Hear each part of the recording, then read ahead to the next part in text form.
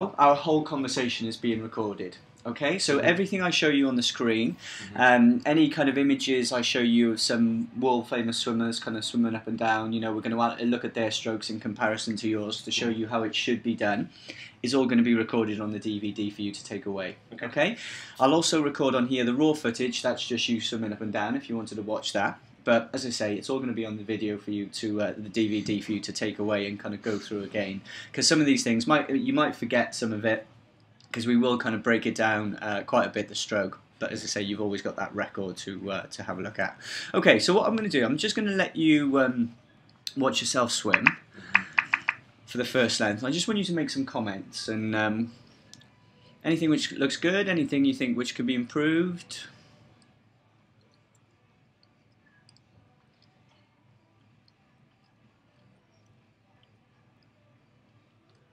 I think the arms look a bit towards the center, out front. Yeah. I don't know if they're crossing, but they're maybe too close. Okay. Yeah, that's a really good.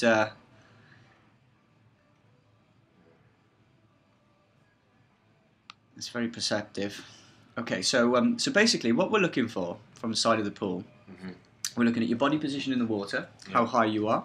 We're looking to see if you breathe into both sides. We're looking at your head position. We're looking at what your arms are doing over the water.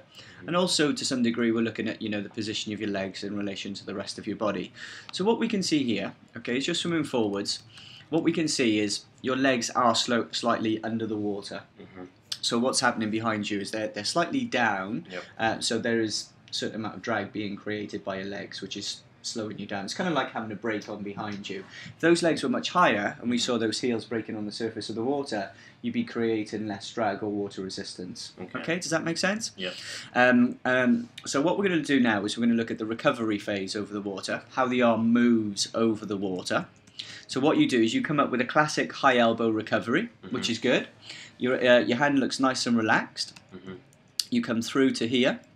And then what you can see now, can you see what your arm is doing at this point? Yeah, it goes like this. You're coming in. And I drop the elbow. That's right. So you're crossing, okay?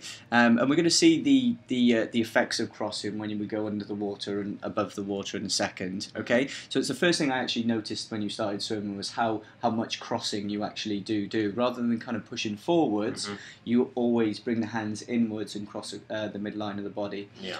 Where that has the biggest effect is in your hips and in your legs. It makes them wiggle from side to side, okay? So there's a lot of kind of lateral movement. So you see your hand goes in, you push forward, you've already dropped, you can see we're not even under the water, we know you've already dropped that elbow because the arm has gone up into that position, which is a less effect. I guess the other way around. Should be the other way around, yeah. Okay, so you're actually pushing against the water and creating a break as you're kind of moving forwards. I like your head position, so you're kind of, what we can see is you're looking down and slightly forwards, okay, which is good for when you breathe to the side. And let's just see what happens. See how you can see that arm coming in as well? So you've got similar arm recovery on the other side, but definitely what we can see is that arm is pointing towards this side of the pool. One thing I would say here, what do you notice about your face? Well, the head comes out of the water. Yeah, it's it should be just rotating. Yeah, it's too high basically, basically when the head comes up too high like that, and you see the whole face, and definitely we could see under your head there, the legs are going to sink down again. So when you breathe, the way you've got to think about it is if you kind of roll the back of your head onto your arm, almost like you're lying down, and the water is here, that's where you really want to be. Okay, at the moment, if the water's here, you're there because you've lifted the head right out of the water. Okay, so that's one of the first things we'll look at is, you know, putting the head into the right position. But as I say, usually that's something which is quite easy to correct. But if we're looking at a cause of those legs being low, that is definitely one of them. Yeah, the head's too high. Head's too high. And just see what happens on the other side. Much lower on that side. Yeah. Because you see, we could see under the head this on the other side. Right. Do you prefer breathing to the right or the left? I need to kind of focus on that. I haven't noticed. No, you haven't noticed it. What's really good, what I like about your stroke, is you breathe to both sides. Okay, which will eventually there'll be more symmetry in your stroke because of it. Okay, you're not so kind of one side dominant, but we might see something under the water when we look at that in a second.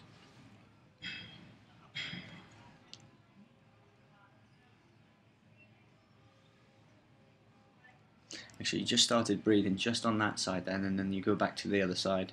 So what you should do is try and create a uniform breathing pattern that you stick with. Yeah. What I try to do most of the time, try to breathe on one side, like each length of the pool. Yeah. One side, and then the other length, the other side. Yeah. Or sometimes like 3 and 3, sort of. Yeah, yeah. But so long as you vary it, you keep that balance in your stroke. Okay. Okay. So what we're going to see here, okay, from above the water, can you see the position your body's in already? There is a slight curvature on the lens, which makes it look even worse. But but there definitely is that kind of wiggling of the hips, and we can see the angle of this arm here. See how it kind of points inwards. Right. So if I was to look at this, that's where you're actually pointing the hands. Okay, really, where we want to be pointing them is down the pool, because that's where you want to go. Yeah. Okay.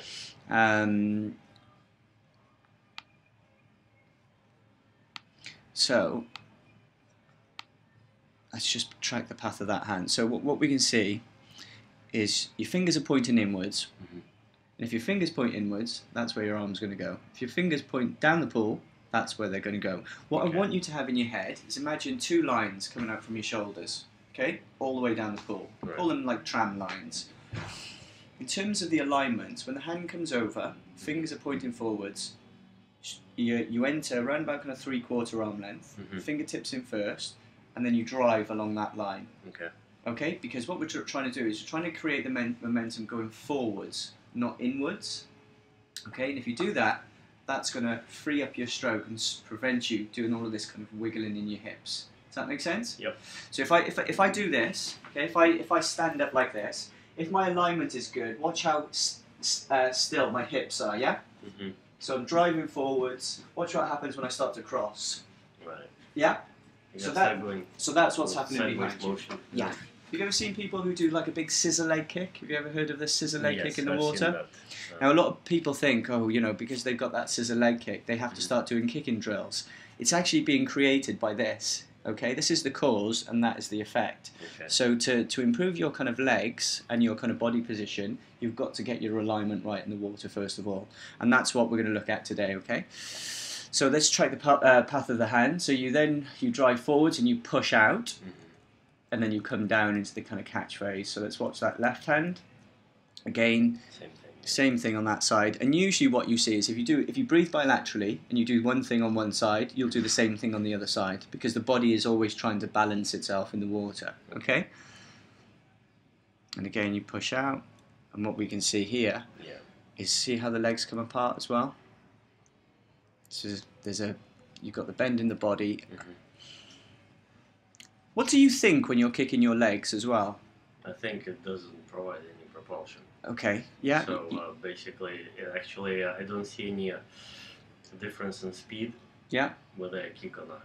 Okay. Well, the key thing to remember is probably you're absolutely right in saying that you know the kick for a triathlete specifically really isn't about propulsion. It's about balance in the water.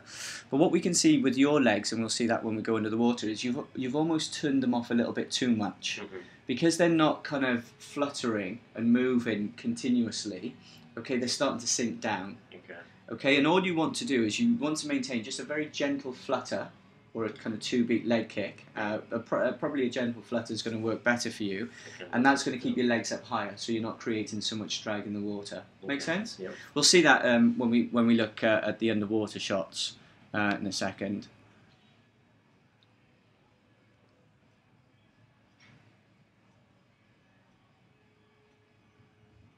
But we can definitely see there's a lot of wiggling going on through the body. It's like a snaking effect. And every now and again you do a little kick of the leg. Yep.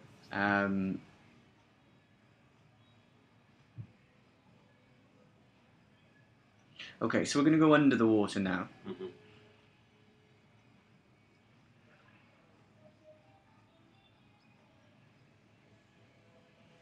Yeah. Okay, see that? Yeah? Yeah. Okay, so let's watch what happens with this left hand. Okay, so we can see the angle. So the fingers are turned in. So you've crossed the midline there. Yeah. But what you're going to do is you're going to try and adjust it to get back into the right position. Mm-hmm. And then you're going to turn the palm up. And see how you drop that elbow? Yeah.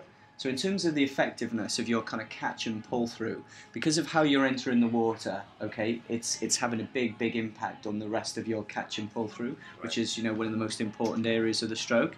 You know, really, if we talk about that line again, your arm comes over, fingertips in first, you follow the line, and then you go down into that position. And see how there's an angle from my shoulder to my elbow to my wrist to my fingers.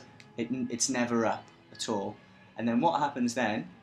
So you tilt the fingers and you start to hold the water in here. Have you heard of reaching over the barrel? No. Well, imagine there's like a barrel in here, and what you're trying to actually do is you're trying to reach over, hold it, and then roll it back down towards your feet. Okay. Because you're trying to hold water. You know, you're trying to almost imagine, you know, you're trying to connect onto a solid object, and you're trying to propel yourself over that object. Okay. It's a great way to think about it. You can never do that because water is not dense enough, but it's a good thing to have in your head. So so you can see there. Look at how much you've dropped that elbow down now. Right. Yeah. No, that's so clear. Yeah. Yeah. And you'll do this. It's worse on this right side, Mm-hmm. so that angle is even sharper. And this is classically what people do when they breathe and they extend forwards. They tend to push out, because when you push out like that, it makes you feel like there's resistance there, and it almost makes you feel balanced because you're actually pushing against the water. Right. Whereas what we want to do is drive that arm forwards and push the head away from the arm. That's how you get the timing right with your breathing. You should never think of it, or I personally wouldn't think of it as, you know, in relation to the underwater phase. But as this recovery arm is coming over, what you're actually doing at the same time that striving forwards is you're pushing the head away into that position, and that will allow you to get the timing of that kind of in-breath right. Now, what you do here, now this is a hugely important area as well. So you're pushing against the water here. What should be starting to happen in your stroke now? So we need to look at the catch and pull through, but there's a specific thing which should be happening. Has any of your coaches said this to you before? How do you engage the right muscles, and how do you engage a strong pull through the water? Like, I mean, not the coaches, but what I've seen on TV is through the hip motion, right? Is that how you? No, not necessarily. I mean, yeah, that is part of it. Right. You've moved on to the other part of it, but this is kind of slightly more important. Yeah, rotation and the pull through do work together to gain power, but there's something you should be doing with the arm as you're bringing it down. Do you know what it is? Just you did it then. Yeah. You got to bend the arm. Yeah. Watch what happens here.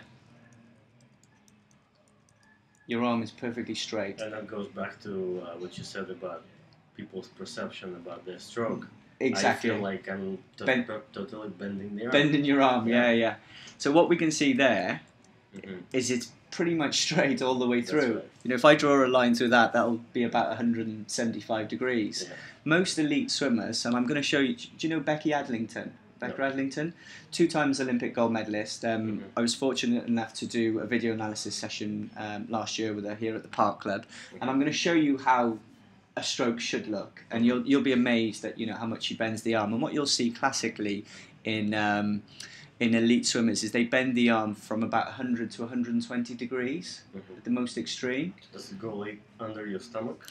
No, remember those two lines we talked about? Right. Those 2 lines are the same under the water. So as you pull through, you're just pulling through in a straight line. But what we're actually doing is bending nice and early. So your elbow comes out, but the palm stays yes, in the same line. yeah. Okay. Because if you think about it, what you're trying to do in the stroke is you're trying to press that water back. Right. Okay, because that's going to send you forwards. So there's no S pull. There's no movement. There will be a slight movement of the arm because you know, nobody is strong enough to actually hold a straight line in the water.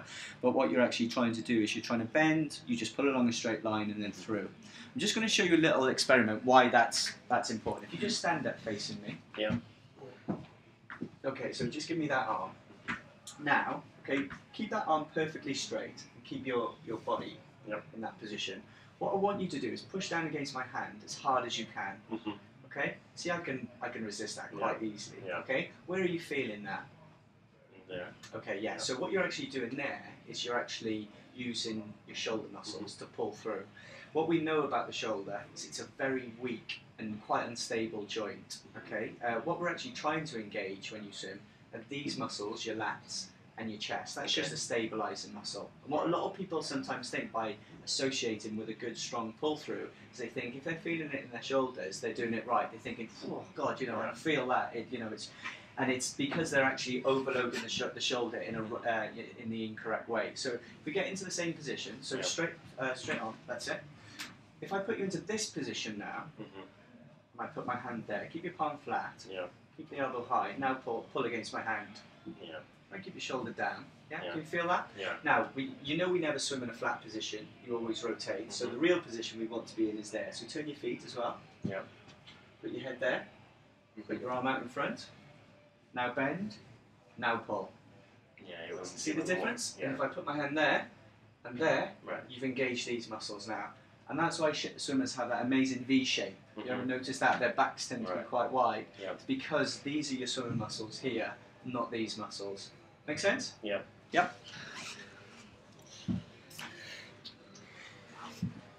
So we've got to get you bending that arm today. Okay, so let's have a look at the left side. Yeah.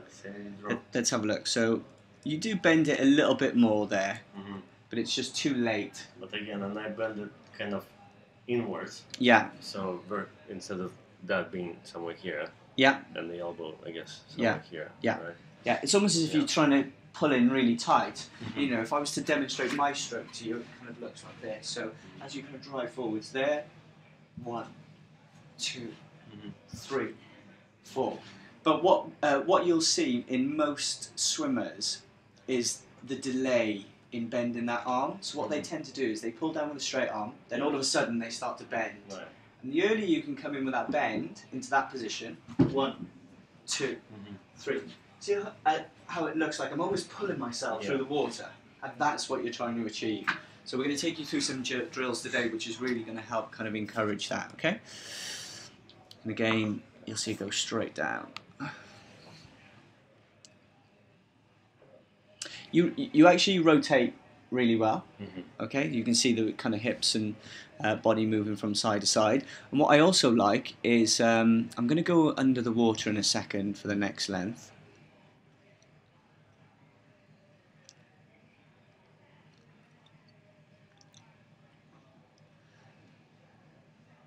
See what I mean about the legs? Yeah. See how it almost looks like you kind of you switch them off every now and again? Right. So if we got a nice gentle flutter going behind you, I'm going to give you some drills to encourage more of a leg kick. Okay. You'll find the legs will come up a little bit higher. So one of the good things that you do here as well is you breathe out under the water. Yeah. But you'll see a lot of people tend to hold their breath and they wonder why they get so breathless in the water. You do encourage, you can always see bubbles coming out through your mouth. Yeah, the first coach, she made me hum initially because I would hold. And, Brilliant. And that actually took care of it, right? Yeah, no, like it's really good. Yeah. You know, it's very rare that I actually compliment somebody on their breathing because usually they are holding it for a certain amount of time when they're under the water. Okay. So, so whoever she was gives you some good advice there. U.S. Air Force triathlon champion. Oh, was she really? Wow.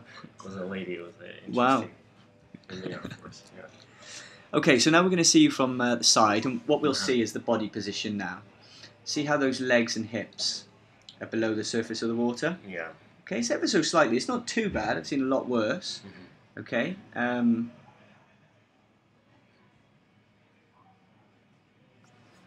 But we can see, you know, that dropped elbow. Yep. Clear there. There. And then as you pull the arm down, you just start to bend it there. This hand is going to turn up. Yeah. And then you push down with that straight arm.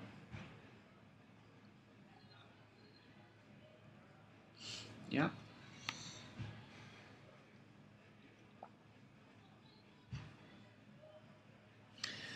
Right, so I'm going to hold that. Let's just go back a little bit. Where are you from? You from Moscow, did you Yep. say? You work in finance? Yep. Work at a bank. Which bank? It's a VTB Capital. It's a Russian bank. Right. Now you're going to see. I never get bored of watching this. This is almost as good as it gets, really. This is Becky Adlington. She's the world record holder over 800 meters. Okay.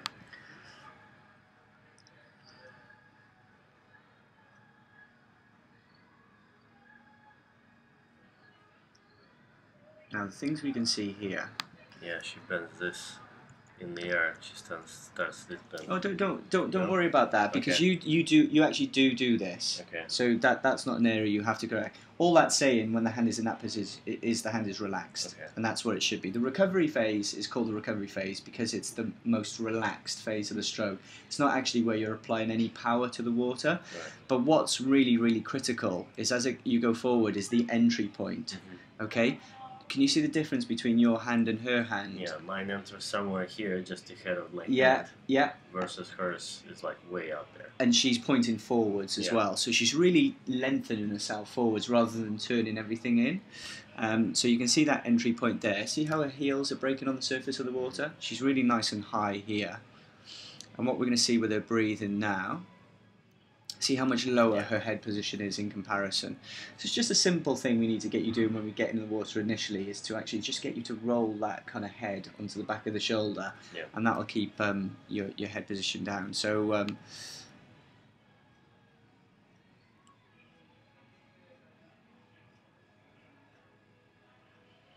we'll go over the water with her in a second, and we'll see the difference in terms of that kind of crossing. Now, see the difference there? Yeah, totally straight arm. Yeah.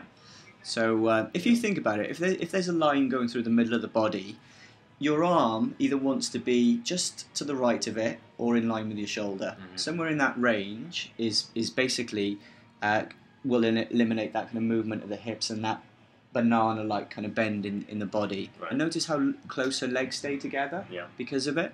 So she's driving forwards. Same with the left arm. Always driving that momentum forwards. Legs staying nice and close. See how it's just a nice gentle flutter? She's not kicking hard. She can kick very hard, but she's just kind of warming up.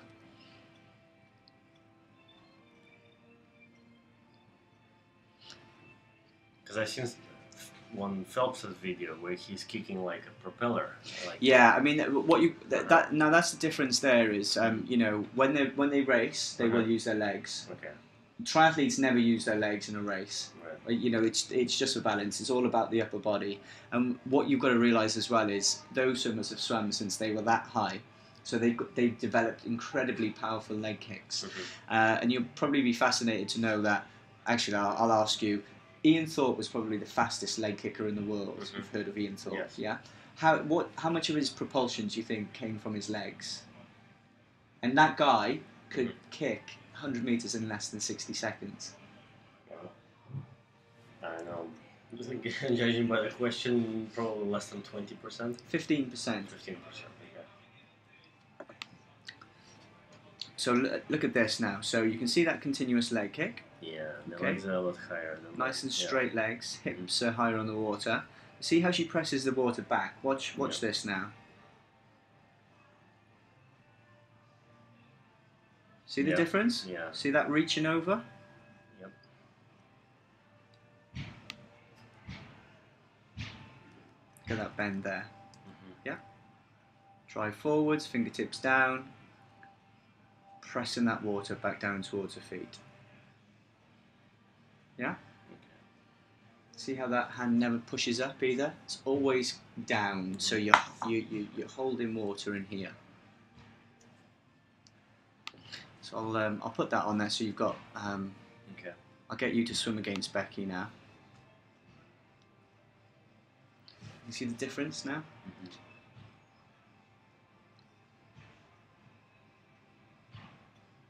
Yeah, the way the arm enters and how the elbow Drops. position. Yeah, it's And see how your body goes down in comparison.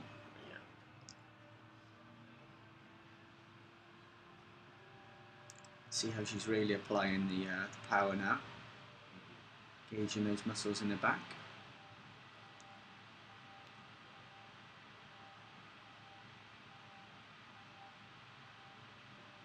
Just letting this run through so you've got that footage on your DVD to watch. And you can even see here, as she kind of drives forwards, see how that muscle, you can almost see it working there. Yeah. Yeah? Yeah, that's exactly the movement you showed. Yeah. That's it. So in order, what we have to work on today, okay, is we have to work on your head position and breathing. First of all, when we get in the pool, just get you kind of rolling the head onto the side. Get you engaged in the leg kick a little bit more. So we'll go through some kind of leg kicking drills. I'm going to pop some hand paddles on you. We're going to look at your entry into the water. We're going to help uncorrect that kind of crossing today to get you better aligned. And then we're going to look at the catch and the pull through underneath the water to make that more effective. I actually think for somebody who has only come into swimming in the last 2 years or so, I think you've done brilliantly, absolutely brilliantly. And I think if we make these tweaks now, it's definitely going to help take you to that next level. But you can clearly see in your stroke. No, it's quite very descriptive, very... Yeah? Yeah. What do you think? I forgot the name of the guy who developed the total immersion kind of concept. He talks about keeping, when you stretch your arm, keeping it lower so that your legs come up higher. Versus what I notice, elite swimmers, they don't keep it lower. It just stretches. It depends on your flexibility. Okay, if you're incredibly flexible, and most elite swimmers are usually hypermobile in their joints. They're overly kind of flexible. What you want in terms of the front end of your stroke is if you've got good flexibility, you want that arm slightly angled down. Yeah. Most people won't be able to do that because they're too restricted in the shoulder, especially guys, because they tend to be quite heavily muscled up here. So for them to kind of stretch out into that position actually isn't too comfortable for them, okay? Really what you want to be doing is coming down, and this is what we're going to look at today, to about 15 centimetres down here, okay? Because that then allows you to come into an effective catch and pull through nice and early, because what you don't want to do is go up, make an adjustment, and then come back down. You're just delaying everything at the front end of the stroke. My problem with something like total immersion is it basically trains everybody to swim the same way, and it basically puts a glide into your stroke. Now, watch Becky now, and you tell me, can you see a glide anywhere in that stroke there? Actually, you probably won't see it from these angles. So if we think about it, think about glide. If you're holding your arm out there like that, what's going to happen to your stroke in terms of your speed? Well, yeah, you slow down. You're slowing down the rate. Yeah. So you're slowing down. So what you'll hear a lot of kind of some coaches saying is it's all about reducing the number of strokes you take per length. It isn't. Okay. It isn't. It's about creating rhythm in your stroke. And if you've got a stroke which is like this, people who go in search of that, reducing their stroke count, will swim like this. Yeah. As soon as you do that, you slow down in the water because you've got no hold. What you're trying to get is you're trying to get that catch on the water to propel you forwards. If you stop doing that, you slow down. Okay. So that's why glide is, I like to think of it as a dirty word in swimming. Okay. Okay, we always extend, but once you reach that extension point, you come down into the catch because you want to hold the water. Okay, and I think if I show you Becky now with that in mind, you're gonna see that clearly.